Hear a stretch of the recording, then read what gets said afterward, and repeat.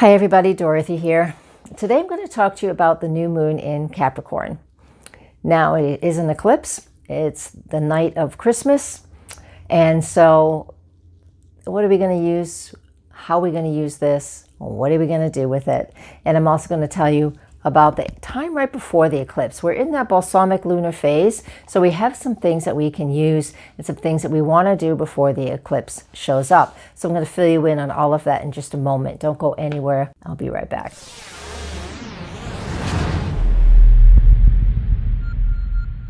All right, let's start with Monday, Tuesday, Wednesday. We have the moon in Sagittarius. Moon in Sagittarius is very fiery, lively, optimistic, very interested in digging the truth up, showing the truth, but really having fun and playing. And this is nice because there's a lot of celebrations go on in this week. And so this moon in Sag is very helpful for that. You know, we also have Mercury in Sagittarius, and he is now out of bounds as of the 23rd. And what that means, Mercury in Sagittarius is in its fall. Out of bounds creates a little bit of an extreme feel to this planet. Mercury is the planet of communication. And when he's in Sagittarius, I'm going to tell you the truth, whether you like it or not. So truth comes to the surface. Now, this can be a slap in the face, or this can be really important information for you. I know we don't always want to hear the truth, but when we do, it gives us an opportunity to grow and become more of who we are.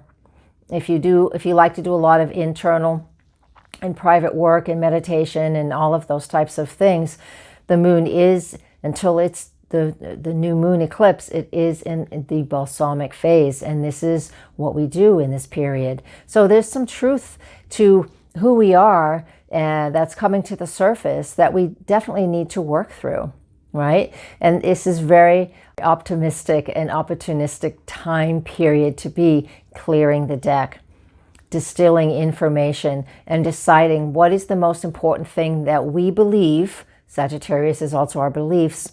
What's the most important thing that we believe that we want to take into this new moon eclipse on the 26th? So how do you want to use that? So spend Monday, Tuesday, and all of Wednesday. I mean, we're going to be doing what we do because lots of families come together, but in your own private time, you're going to want to find some of that. We're all going to need our separate private time in those 3 days anyways. Figure out what's your truth and what's important for you to build from that solar eclipse that's going to happen, okay?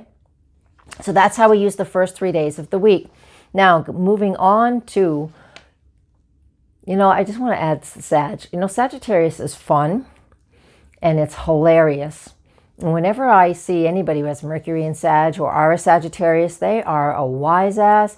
They are hilarious. They are so much fun.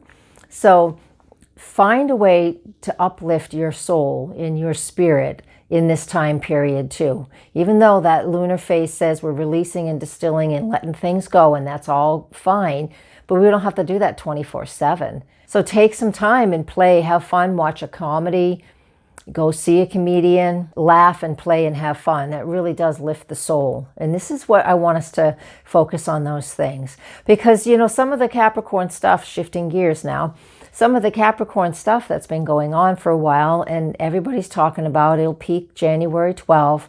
Saturn, Pluto, has been stirring up a lot of fears, shaking people's core beliefs and foundations. And so that's been going on for a long time. This new moon solar eclipse on the 26th represents, it's at 4 degrees of Capricorn, it's the new beginning. Every new moon starts a long 3-year cycle, but every new moon just starts a new month cycle as well. So when we have these, it's great to set our intention. So for the few days before this, all first 3 days of the week, we were clearing things out. When we get ready to set our new moon intentions, again, wait until it's the new moon, not before. Set your goals based off of what you know you want. What is your foundation now? Because again, this Saturn-Pluto stuff's been going on for a long time. And while it does peak by conjunction on the 12th of January, they've still been hand in hand for a long time by where they are by declination.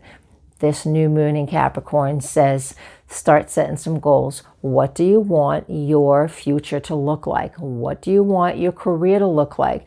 How can you move beyond any insecurities and fears that you might have? These are the questions, and these are the things that you need to ask yourself. Set goals based on where you want to be in the future, what those long-term goals, even some of the short-term goals, what does it look like? And then you'll be able to discuss, figure out or decide what steps you need to take to feel more secure with who you are and how you are out in the world. This new moon eclipse is also sitting right next to Jupiter. Jupiter's the ruler of those Sagittarius planets that I talked about in the beginning of the week. So this is very helpful because this is Jupiter saying, in Capricorn, if you can really put these solid foundations in, it's like the pillars that you put in the beginning of a house, right? Here in New England, we dig cellars. And then, the framing goes up and then the cement gets poured. That's what we're creating right now. It's like we've got to figure out what the shape of the foundation is and what is it you're building. That's what this new moon in the early degrees, it's the first decan as well of Capricorn. So Saturn is really in charge here. So with it right next to Jupiter, 1 degree away, Jupiter is very optimistic. So Jupiter is going to help you take the most important things that you are working on, and it's going to help you build them. And Jupiter in Capricorn for the next 12 months is fantastic because it's going to give us opportunities throughout 2020 to build on the things that are very good for us and very solid, and it helps us to remain incredibly optimistic. The new moon eclipse is also in a trine aspect to Uranus, and Uranus is just going to always add his little piece of, is this unique enough? Is this different enough? Is this personal, or is this, more for the global look? You'll have to decide. Everybody's personal, charts are different, so you'll have to decide what's important for you.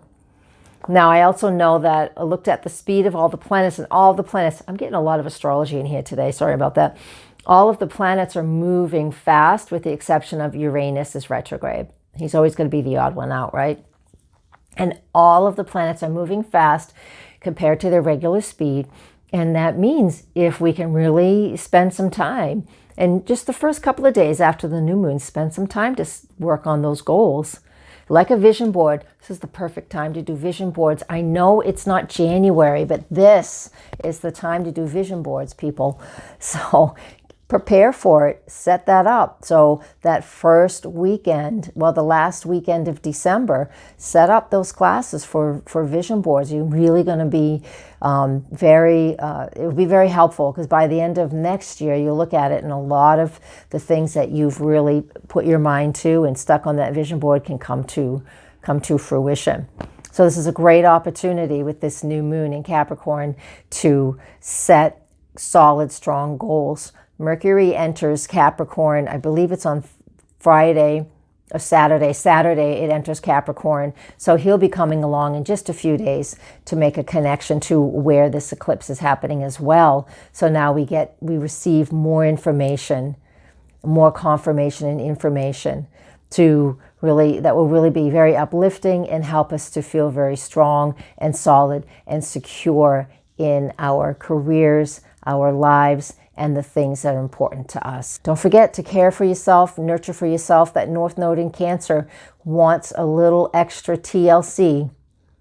We all need it. So do those things that make you feel really comforted while you're also working on the things that feel secure and the things that you're looking to shore up for your own reputation and career. All right, I'm going to leave you with that. Thank you very much. Blessings. Namaste.